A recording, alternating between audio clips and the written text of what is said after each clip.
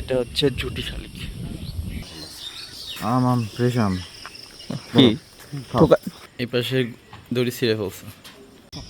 আসসালামু আলাইকুম, কেমন আছি সবাই? সবাইকে গুড মর্নিং।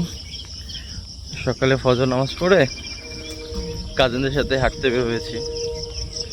আর এবার তো জানেন যে দানি মনিবাসে করতেছি। আর হচ্ছে আমার কাজিন, আর একজন কাজিন আগে চলে গেছে, ও কারোর জন্য অপেক্ষা করে না। হ্যাঁ, একটু দেরি হয়ে গেছে নামাজ পড়ে। তো এই রাস্তাটা খুবই সুন্দর। এইটা হচ্ছে বাগমারি রাস্তা। আমরা এখন যাচ্ছি বাগমারিতে। তো বাগমারি নামটা নিয়ে খুব মজার একটা কাহিনী আছে। এখানে নাকি অনেক আগে একটা বাঘ বের হয়েছিল, আর বাঘটা কে যেন মারছে, ওই প্রভাবশালী কোনো একজন মারছে। মারার পর এই জায়গাটা নাকি বাগমারি নামটা হয়ে গেছে। এটা কতটুকু সত্যতা সেটা জানি না, বাট কথিত আছে এরকম যে এখানে বাগমারি নামটা এইভাবে হয়েছে। গ্রামে সকালে এই মর্নিং ওয়াকে একটু অন্যরকম ভালো লাগে আসলে। দারুণ বাতাস, ঠান্ডা ওয়েট এনভায়রনমেন্ট। আগে এই সাইডে সব ক্ষেত ছিল না, আর এটা ছিল হচ্ছে মাটির রাস্তা। এখন ক্ষেতগুলো ভরাট করে করে লোকালয় হয়ে গেছে সব। কি আস্তে আস্তে না গ্রামেও এই আবাদি জমি অনেক কমে যাচ্ছে। আগে এগুলো সব আবাদি লোক ছিল, বাট এখন আস্তে আস্তে ভরাট করে মানুষজন থাকা শুরু করছে, বাসা করতেছে।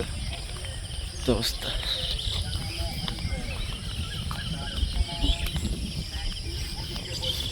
খুব সুন্দর জায়গা।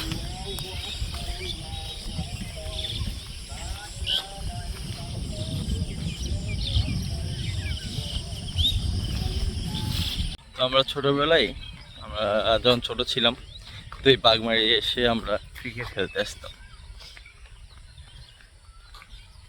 অনেক স্মৃতি আছে এই জায়গাটাই। এটা তো আগে মাটির রাস্তা ছিল, এখন তো পিচ ঢালা রাস্তা করে ফেলছে। এখন গ্রামেও আর মাটির রাস্তাটা নাই।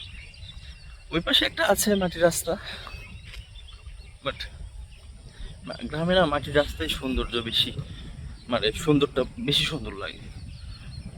মেঠো পথ গ্রামের, হাঁটবেন যদি বৃষ্টি হয়। তারপর এইখানকার মাটি হচ্ছে দোআঁশ মাটি, তো বৃষ্টি হওয়ার পর পর কাদা হয় না, শুকে যায়। আর ওইটা যখন ওর উপর দিয়ে হাঁটেন না, হাঁটতে একটু অন্যরকম মজা লাগে। জায়গাও খুব ভালো লাগতেছে অনেকদিন পর, প্রচুর বাতাস হচ্ছে, আলহামদুলিল্লাহ। এটা হচ্ছে জুটি শালিক। আমাদের নানি বাড়ির এখানে প্রচুর শালিক পাখি। এটাই হচ্ছে বাগমারি।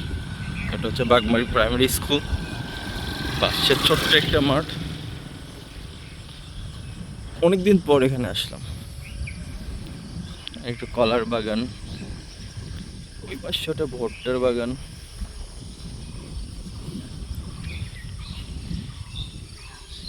আসসালামু আলাইকুম। জি আলহামদুলিল্লাহ, ভালো আছেন? ফ্রেশ আম কি খাও। কি পারলেন না পড়ে গেছিল? আমরা টেস্ট ডিফারেন্ট একবার একার মুখে দিবা অস্থির। ওকে।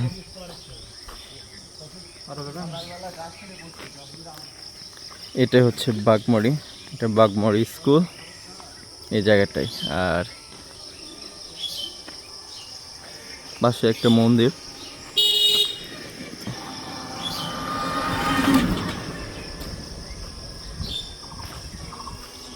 এগুলো বাড়ি ছিল না আগে, এগুলো এগুলো বাগান ছিল। এই বাগানের ভিতরে এগুলো খেলা হতো, পুরো ফাঁকা ছিল।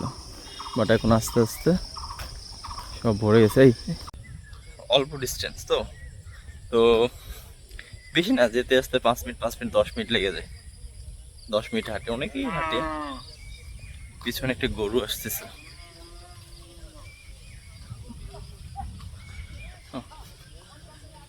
সকালে উঠে একটা জিনিস দেখলাম, সেটা হচ্ছে আমরা যে গরুটা নিয়ে আসছি না, আমাদের কুরবানিটা, সেটার দড়ি ছিঁড়ে ফেলছে, কারণ গরুটা জন্মের পর থেকে সারা জীবন গোয়াল ঘরেই ছিল, কখনো তাকে বের করা হয়নি। ফার্স্ট টাইম বের করে এখানে নিয়ে আসা হয়েছে। তো সারাদিন মানে সারা রাতে প্রচুর ভয় পাইছে, একটু পর তো লাফালাফি অনেক কিছু, সকালে উঠে দেখে দড়ি ছিঁড়াই ফেলছে। এখন আল্লাহ জানে যে কোরবানির সময় কি হবে।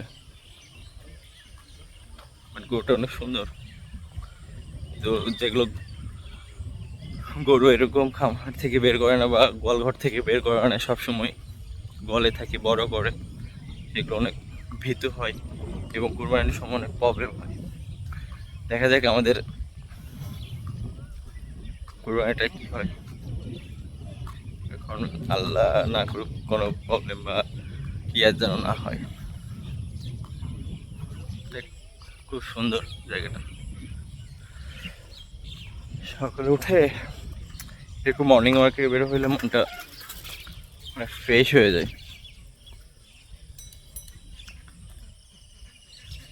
বিভিন্ন ধরনের পাখি ডাকতেছে, জাস্ট ওয়াও।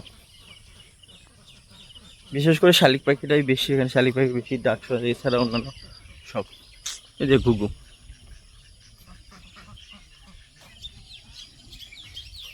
এই পুকুরটাও ছিল না। এই যে ঘুঘু পাখি বসে,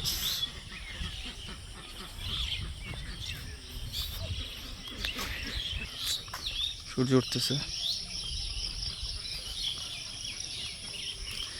আর আরেকটা জিনিস দেখবেন, প্রচুর কলার গাছ, প্রচুর কলার গাছ।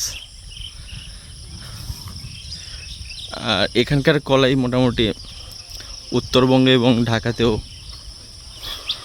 সব চলে যায়।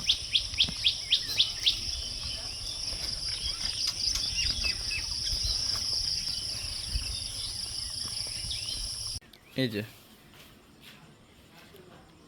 এই পাশে দড়ি ছিঁড়ে ফেলছে, এভাবে আছে, পুরোটা জায়গায় কি অবস্থা করে ফেলছে।